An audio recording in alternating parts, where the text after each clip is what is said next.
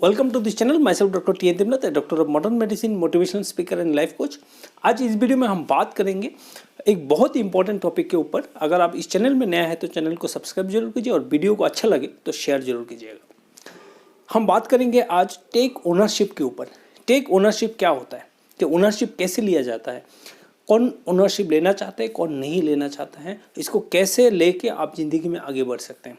देखिए, ओनरशिप लेना बहुत आसान चीज़ नहीं है, क्योंकि आप एम्प्लॉय बनना चाहते हैं। 95% लोगों का जो मेंटलिटी है वो एम्प्लॉय बनने का मेंटलिटी है, उसको ओनरशिप लेने का मेंटलिटी नहीं है।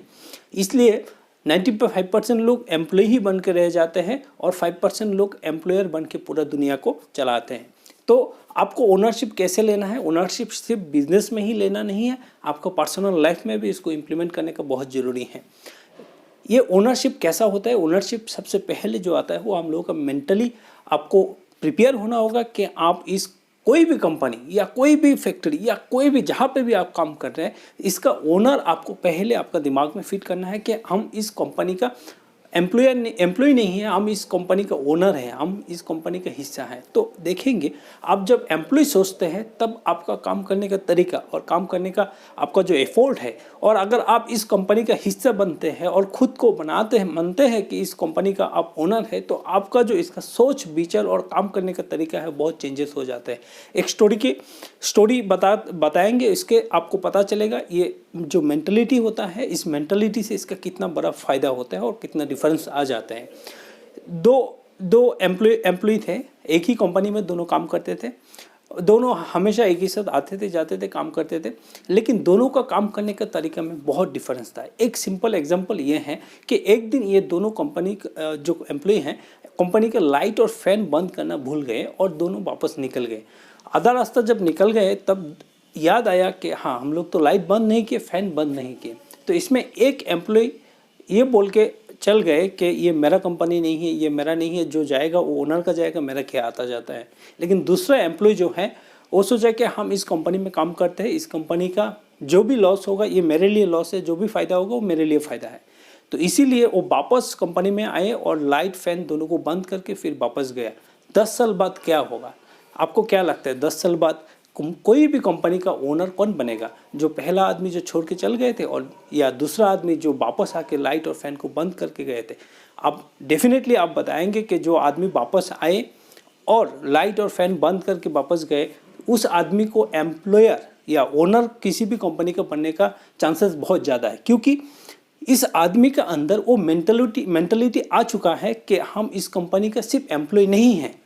जब इस कंपनी का एम्प्लॉय नहीं है, इस कंपनी का ओनर है, इस टाइप का जब मेंटलिटी इसका दिमाग में बन चुका है, तो हमेशा ही इस तरह का मेंटलिटी इसका दिमाग में काम करता था और इसको आगे जाके कोई ना कोई कंपनी का ओनर बनने के लिए आप इसको पूरा परफेक्ट और फिट बना के दिए।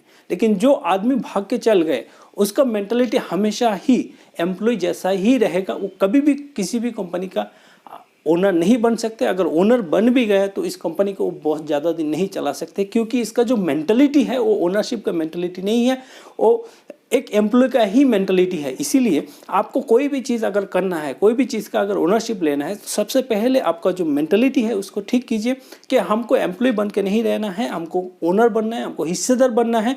चाहे वो ये कंपनी का हो या चाहे वो अपना हेल्थ का हो, चाहे वो अपना फैमिली का हो, चाहे वो अपना फ्रेंड का हो, चाहे किसी का भी हो, चाहे कुछ भी आप काम कर रहे हैं, तो इसमें आप हमेशा कोशिश कीजिए कि जो ओनरशिप होता है, जो ओनर होता है, जो डिसीजन मेकिंग होता है, उस जो कैपेबिलिटी होता है वो अपने आप डेवलप करने का सोचिए, क्योंकि ये अगर आप नहीं कर पाए तो ज़िंदगी में आगे आप कभी नहीं बढ़ सकते हैं।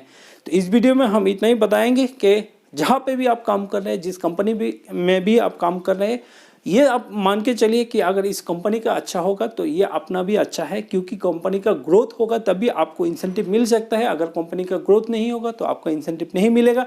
नंबर 1। नंबर 2 ये बात है, अगर कंपनी आपके काम के लिए कंपनी ग्रो हो रहा है तो आपका प्रमोशन का चांसेस बहुत ज़्यादा रहेगा। अगर आपके लिए कंपनी डूब रहा है तो आपको निकल देने का चांसेस भी बहुत ज़्यादा रहेगा। इसीलिए आप चाहे जहाँ पे भी हो, हमेशा काम को अपना समझ के इसको 100% आप देने का कोशिश कीजिए। डेफिनेटली रिजल्ट आपके पीछे भाग के आएगा। Thank you so much.